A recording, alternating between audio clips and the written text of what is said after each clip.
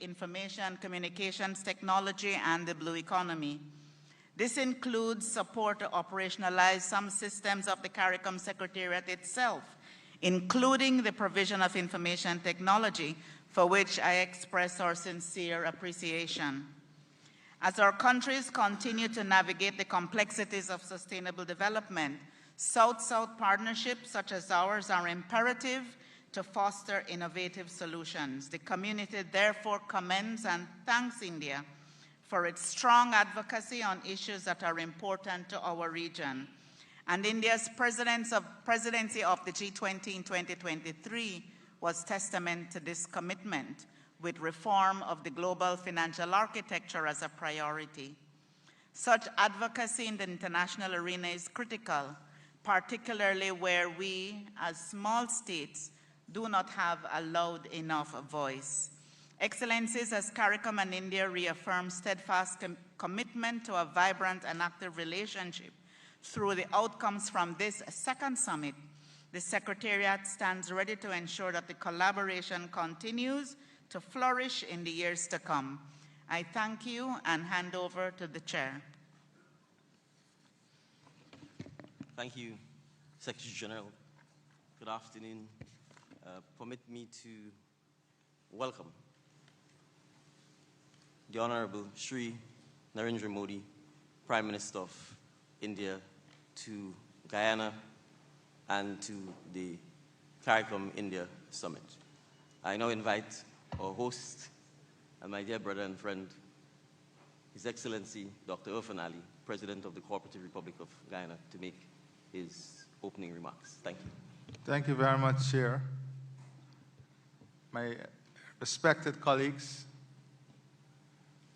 on behalf of all of you, I wish to welcome Honorable Shri Narendra Modi, Prime Minister of India, to CARICOM and Guyana. We can give him a round of applause.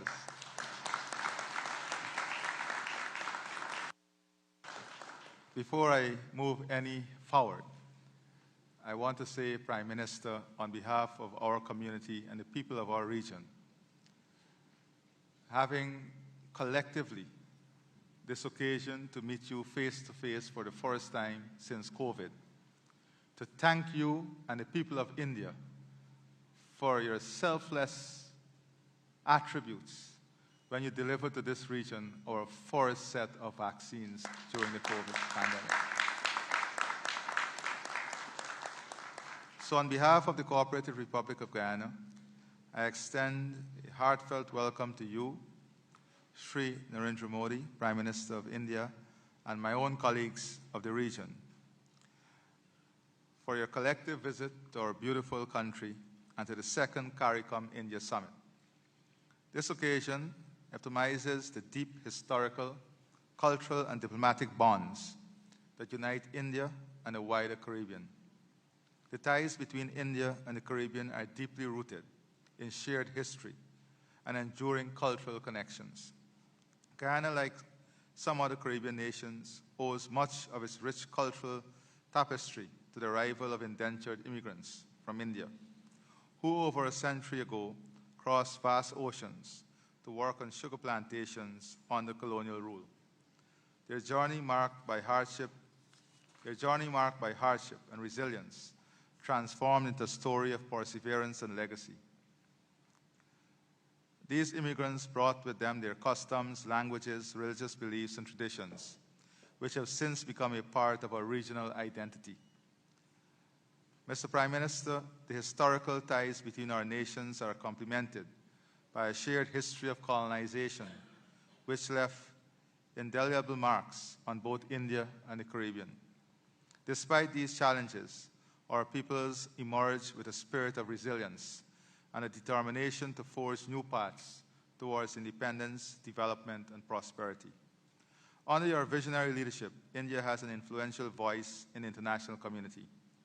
Your launching of the Voice of the Global South, your recent chairmanship of the Group of 20, India's pivotal role in BRICS, and your steadfast advocacy for the developing world underscores your commitment to advancing the aspirations of the Global South. These initiatives have elevated India's stature and placed the concerns of developing nations, including the small island developing and low-lying coastal states of the Caribbean, firmly on the global agenda. On this note, Prime Minister and Prime Ministers of the region and Prime Minister Sri Narendra Modi, I welcome all of you, and we look forward for a fulfilling summit, one in which decisions will advance into action. Thank you.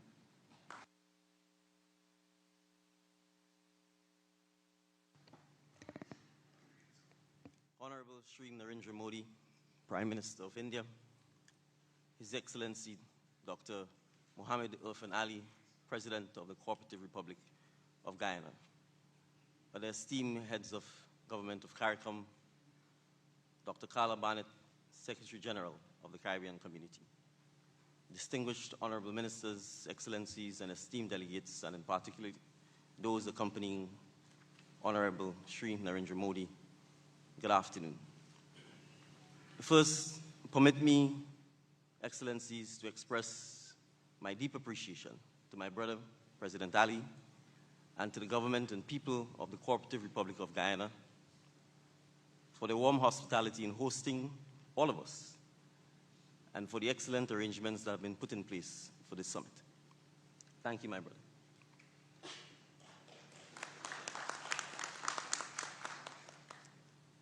As chairman of the Caribbean Community, CARICOM, it is indeed with immense honor and privilege that I welcome you all to the second CARICOM India Summit, the first of which was held in September of 2019. Today, we gather as partners and friends, united by a shared vision of progress, cooperation, and mutual respect. And I will say it, a love for cricket. The Caribbean community attaches tremendous value to the shared history, common values, kinship, and strong bonds of friendship that we have enjoyed with the government and people of India, which have strongly influenced and enriched the diverse and vibrant culture of the Caribbean community. This historic summit is taking place against the backdrop of rapid developments regionally, hemispherically, and globally.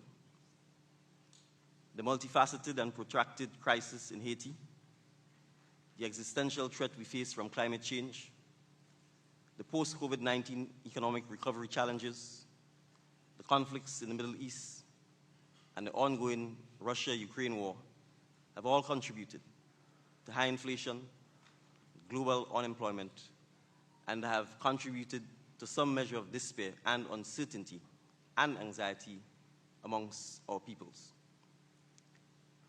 These circumstances have sapped resources, hardened hearts, and shifted the attention of the international community from the multifaceted challenges facing developing countries.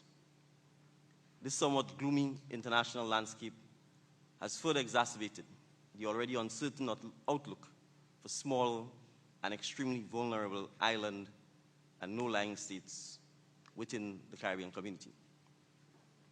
However, against this somber backdrop, we remain convinced more than ever that closer linkages between CARICOM and our trusted partner, India, are part of the very necessary medication and intervention needed by the Caribbean community to better equip it and its citizens to overcome our existing developmental challenges.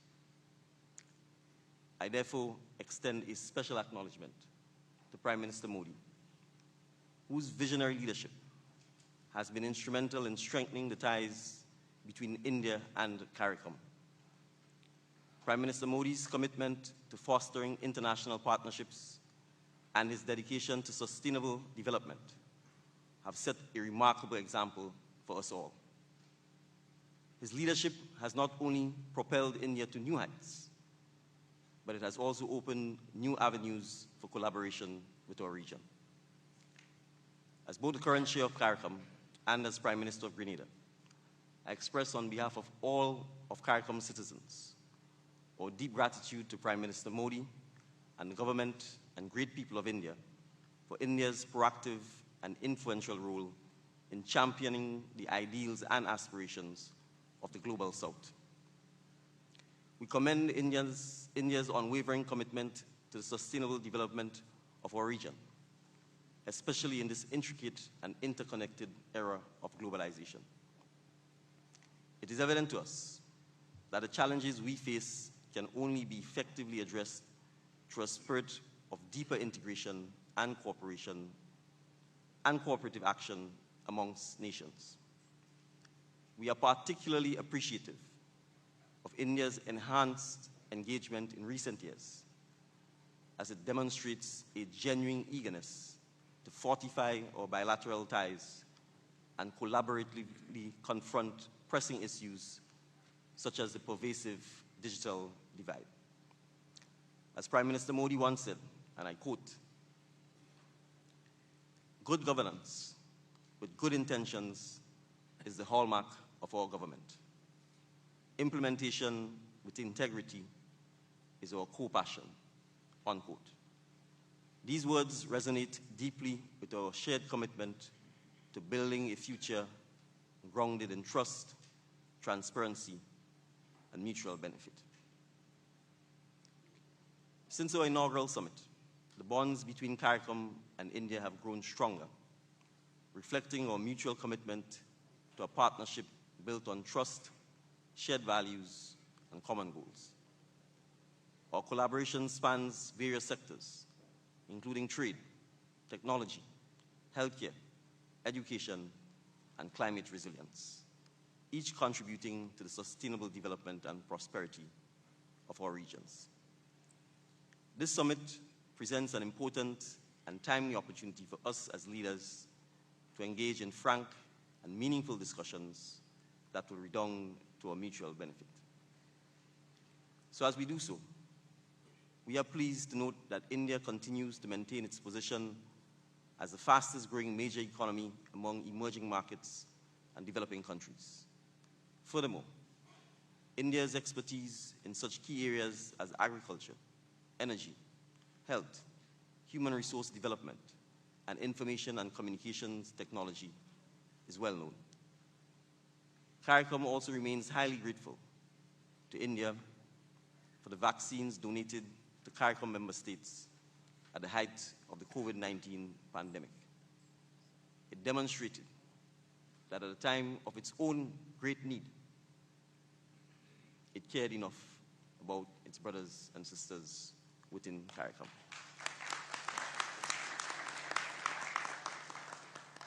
So looking forward, we envision a future where CARICOM-India relations continue to flourish and expand.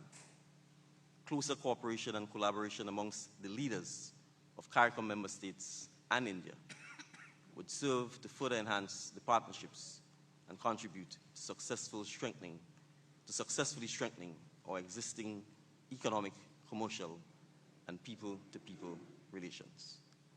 Allow me, therefore, to warmly welcome Prime Minister Modi to Guyana and to CARICOM, and we look forward to a successful summit. Thank you, Prime Minister.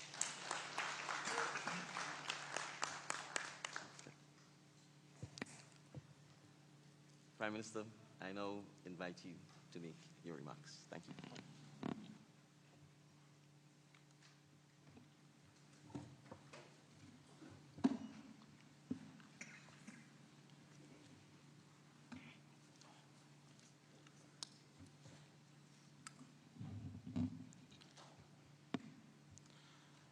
Excellencies, मेरे मित्र राष्ट्रपति Irfan Ali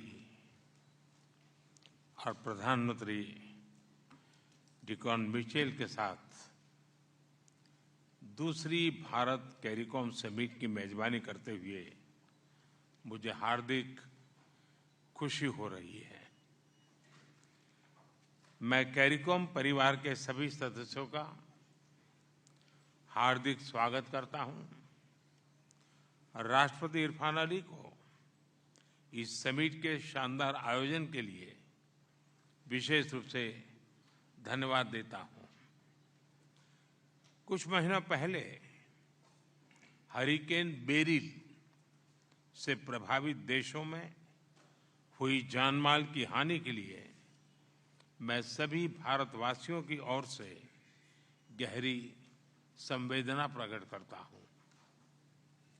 excellency, आज की हमारी बैठक 5 साल के अंतराल के बाद हो रही है।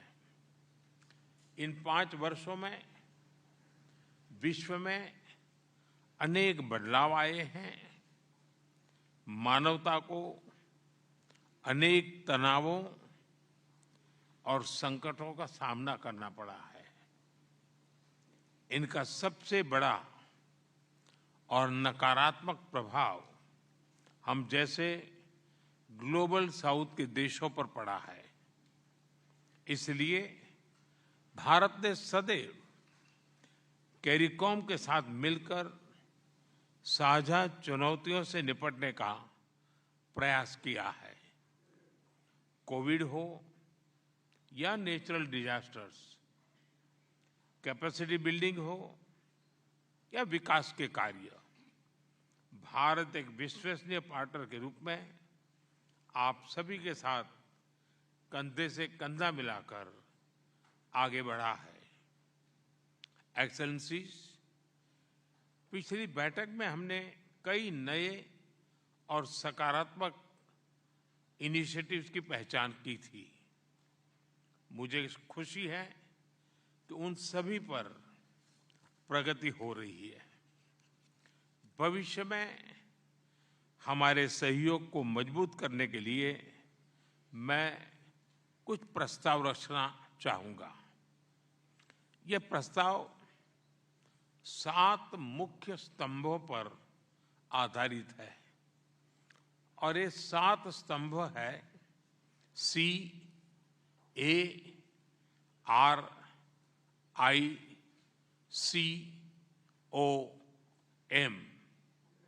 यानी कैरिकॉम। पहला C यानी capacity building. Bharat scholarship, training और तकनीकी सहायता के माध्यम से कैरिकॉम देशों की कैपेसिटी बिल्डिंग में अपना योगदान देता रहा है। आज मैं भारत द्वारा दी जा रही आईटेक स्कॉलरशिप में अगले 5 वर्ष के लिए 1000 स्लॉट्स की वृद्धि का प्रस्ताव रखता हूं।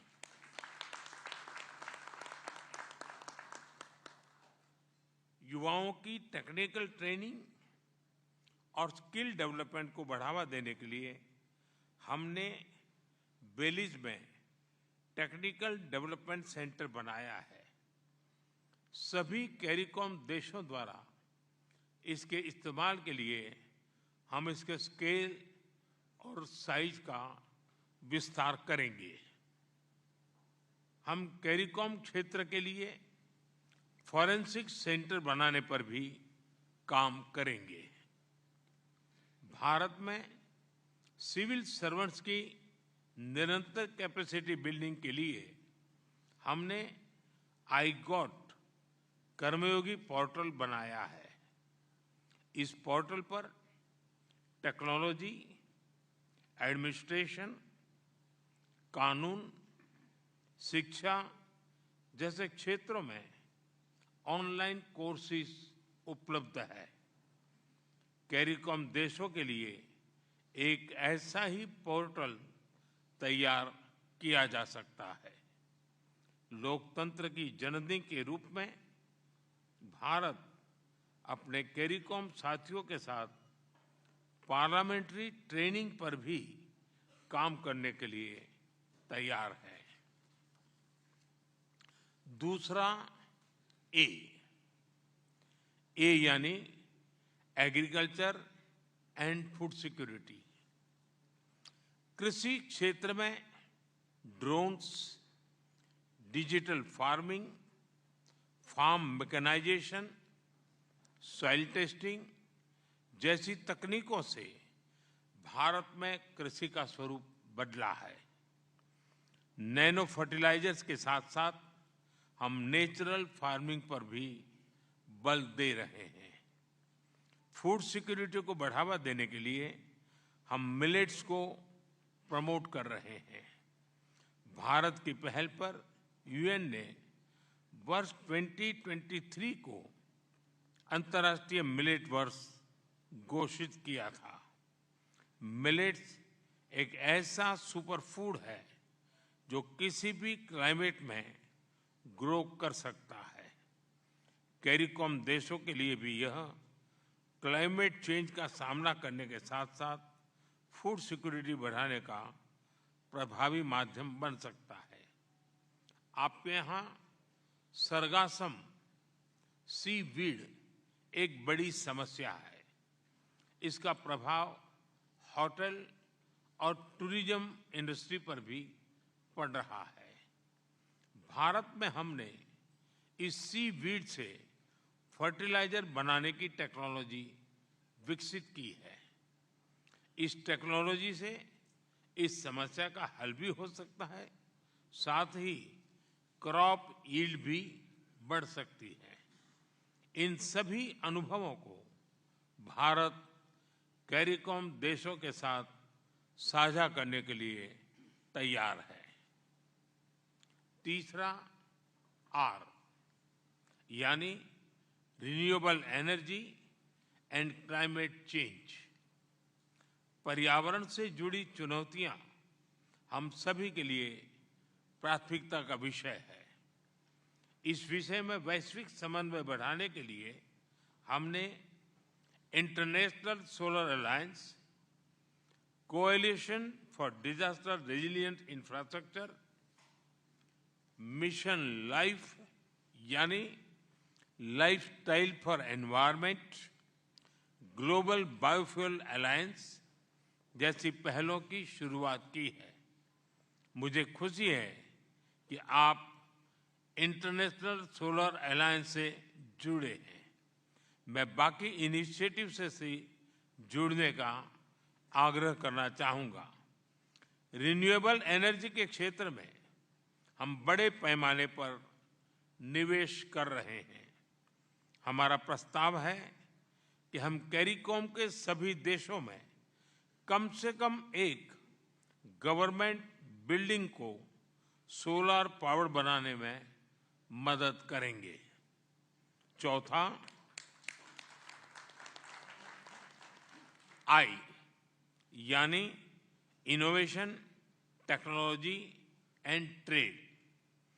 आज भारत की पहचान टेक्नोलॉजी और स्टार्टअप हब के रूप में हो रही है। भारत की विशिष्टता ये है कि भारत में विकसित टेक्नोलॉजी सॉल्यूशंस हमारे विविधता से भरे समाज के और समय की कसौटी से निकल कर आते हैं।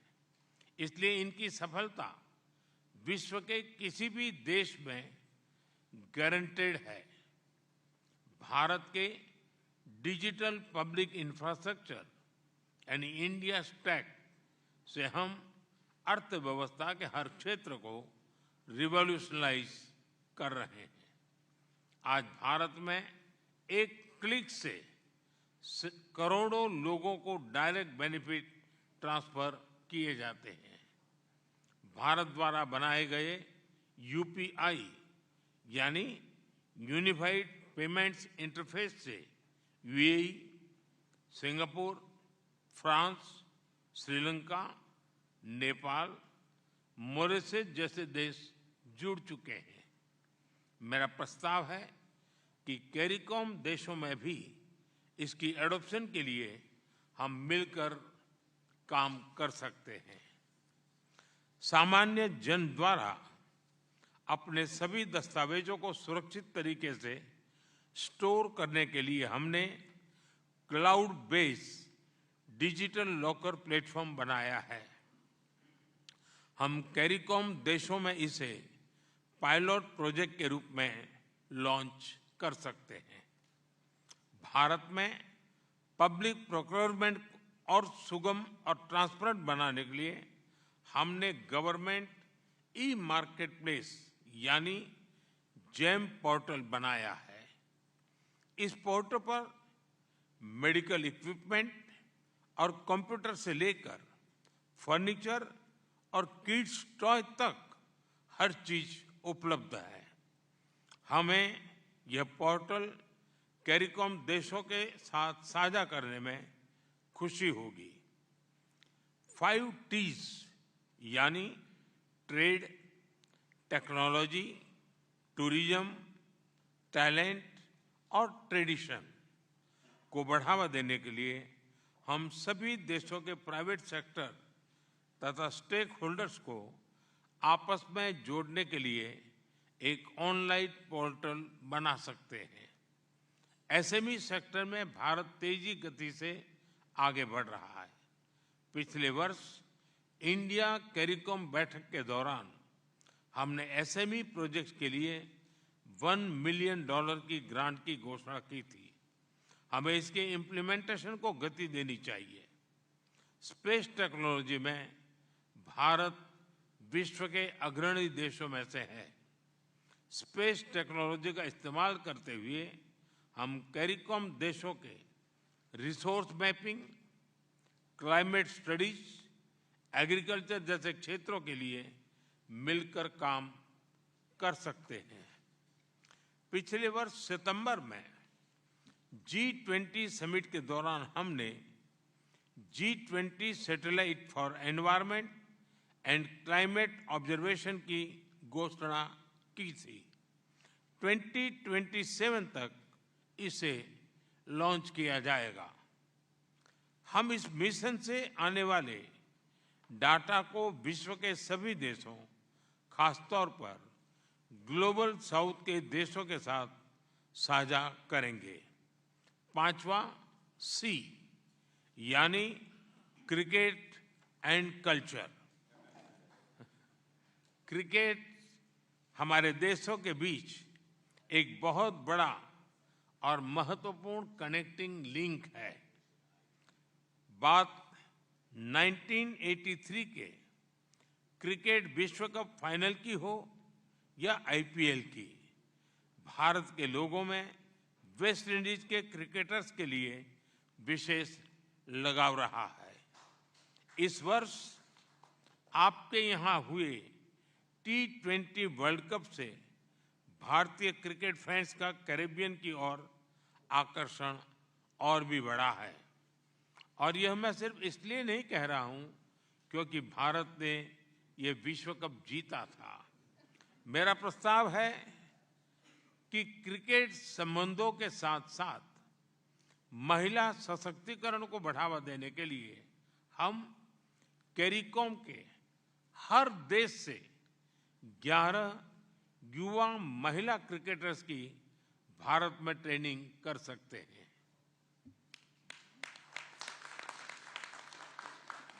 हमारी साझा सांस्कृतिक धरोहर को विश्व पटल पर रखने के लिए हम अगले वर्ष कैरिकॉम देशों में डेज ऑफ इंडियन कल्चर का आयोजन कर सकते हैं।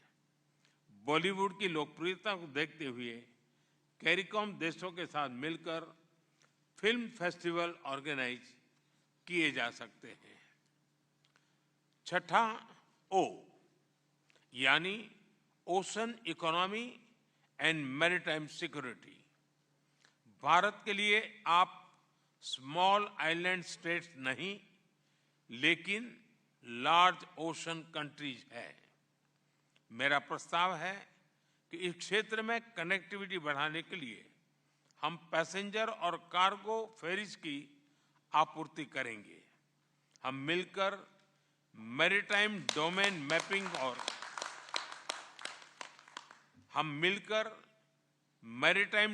मैपिंग और हाइड्रोग्राफी पर काम कर सकते हैं। पिछले वर्ष कैरिकॉम द्वारा मैरीटाइम सिक्योरिटी स्ट्रेटेजी जारी की गई। इसमें drug trafficking, piracy, illegal fishing, human trafficking के साथ साथ आर्थिक सहयोग के अनटैप्ड पोटेंशियल को भी रेखांकित किया गया है।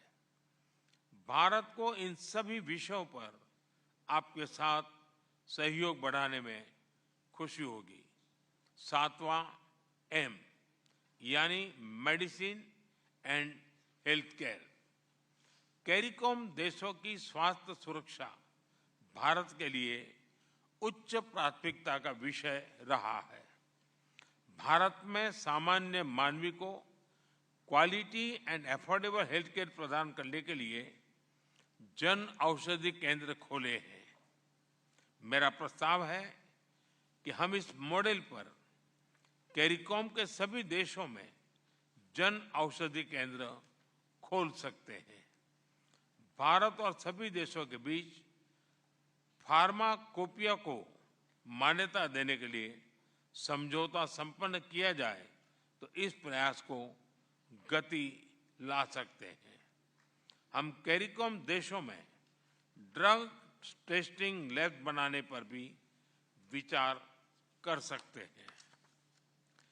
कैरिकॉम देशों में कैंसर और दूसरे नॉन कम्युनिकेबल डिसीज एक बहुत बड़ी चुनौती है।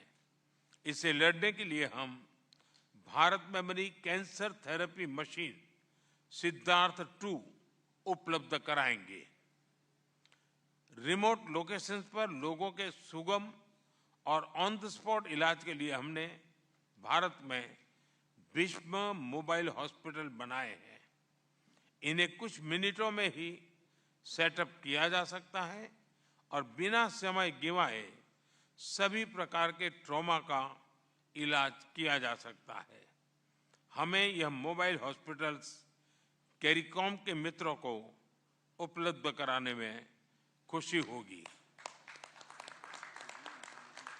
दिव्यांग लोगों को आर्टिफिशियल फूड की मानवीय सहायता देने के लिए हम हर वर्ष किसी न किसी कैरिकॉम देश में जयपुर फूड कैंप्स लगाने का प्रस्ताव रखते हैं।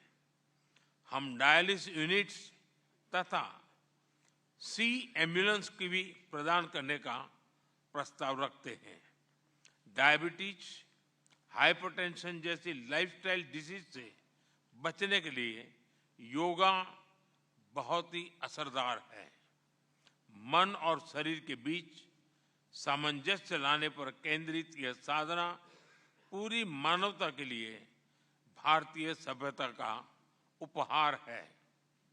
इसे 2015 में यूएन द्वारा अंतर्राष्ट्रीय योग दिवस के रूप में रिकॉग्नाइज किया गया था। इसे लोगों द्वारा छोटी उम्र से ही अपनाने के लिए हम इसे स्कूलों में करिकुलम का हिस्सा बना सकते हैं। हम सभी कैरिकॉम देशों में भारत से योग टीचर्स और ट्रेनर्स भी भेजने का प्रस्ताव रखते हैं। हम कैरिकॉम देशों में योग थेरेपी और भारतीय ट्रेडिशनल मेडिसिन के इस्तेमाल पर भी काम करेंगे। एक्सेलेंसी, कैरिकॉम के हमारे इन 7 स्तंभों में एक बात समान है, ये सभी आपकी प्राथमिकताओं और आवश्यकताओं पर आधारित है। यह हमारे सहयोग का मूलभूत सिद्धांत है। मैं इन विषयों पर आप सभी के विचार सुनना चाहूंगा। बहुत बहुत धन्यवाद।